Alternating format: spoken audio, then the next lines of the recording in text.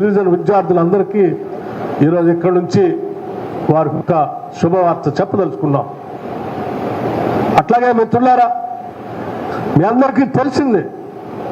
ఇటువంటి రెసిడెన్షియల్ స్కూల్స్లో చదువుకున్నటువంటి పేద విద్యార్థుల కోసం రాష్ట్ర ప్రభుత్వం తరఫున ఉద్యోగ అవకాశాలు కల్పించడానికి పబ్లిక్ సర్వీస్ కమిషన్ ద్వారా ఉద్యోగ అవకాశాలు కల్పిస్తున్నాయి. అందులో ఉద్యోగాలు పొందలేనటువంటి యువత కోసం నిరాశ నిస్పృహలతో కొట్టుమిట్టాడకుండా ఉండటం కోసం రాజీవ్ యువ వికాసం అని దాదాపు 8,000 కోట్లతో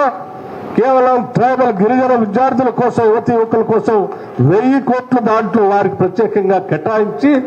మొట్టమొదటిసారి బహుశా రాష్ట్ర చరిత్రలో, దేశ చరిత్రలో ఇంతవరకు ఒక సంవత్సరంలోనే 1,000 కోట్ల అన్ఎంప్లాయ్మెంట్ యూత్ కోసం కేటాయించినటువంటి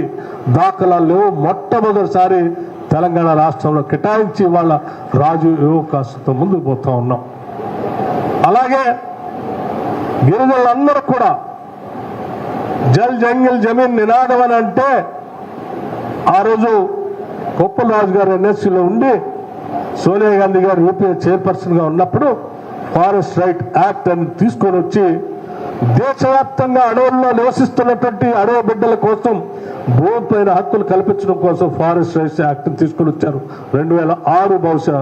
సంవత్సరంలో. తీసుకొచ్చిన చట్టం ప్రకారం ఆనాటి కాంగ్రెస్ ప్రభుత్వం పెద్ద ఎత్తున రాష్ట్రంలో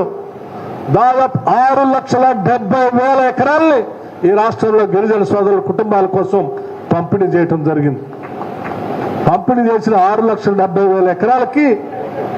మరి సక్రమంగా దున్నుకోనేట్లేదు, సక్రమంగా నీటి వసతి కల్పించలేదు, సక్రమంగా కావాల్సినటువంటి వ్యవస్థ వాళ్ళు చేసుకొని ముందుకు పోతా ఉంటే కూడా గత 10 సంవత్సరాలు టీఆర్ఎస్ ప్రభుత్వంలో వాళ్ళని దున్నుకోనికుండా, వాళ్ళు ఏమైనా జొన్న లేకపోతే వేసుకుంటే, మొక్కజొన్న వేసుకుంటే వాళ్ళ కళ్ళ ముందే ట్రాక్టర్లతో దున్నిస్తా ఉంటే చూసి తట్టుకోలేక బతుకులాడటానికి ఎదురుపోతే వాళ్ళని కనికరంతో చూడకుండా భయభ్రాంతులు గురి చేయటమే కాకుండా ఆడవాళ్ళని కూడా చూడకుండా దేశపై చెట్టు కట్టేసి కొట్టినటువంటి బీఆర్ఎస్ ప్రభుత్వం యొక్క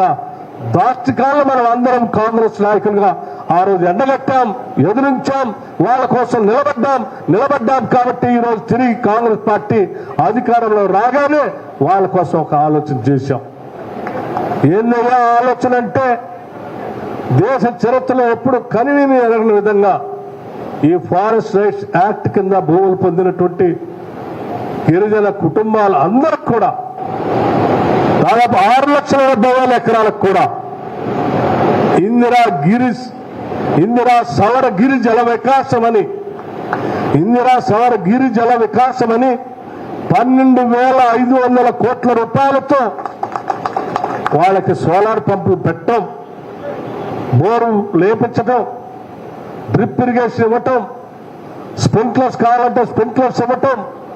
వాళ్ళు పంట పండించుకోవడానికి కావాల్సిన విధంగా పామాయిల్ ప్లాంటేషన్ అందించడం, హార్టికల్చర్ ద్వారా ఆవకాడో ప్లాంటేషన్ అందించడం, మామిడి చెట్లు అందించడం, రకరకాల పెద్ద పెద్ద చెట్లని అడవిలాగా పెరిగేటువంటి అత్యధిక ఆదాయం వచ్చేటువంటి హార్టికల్చర్ ప్లాంటేషన్ ఇస్తూ ఇంటర్ క్రాప్ వేసుకోవడానికి కావాల్సిన సదుపాయాలను అందిస్తూ వాళ్ళ కోసం ఈరోజు రాష్ట్ర ప్రభుత్వం ఈ పథకాన్ని తీసుకొని ముందుకు పోతాం.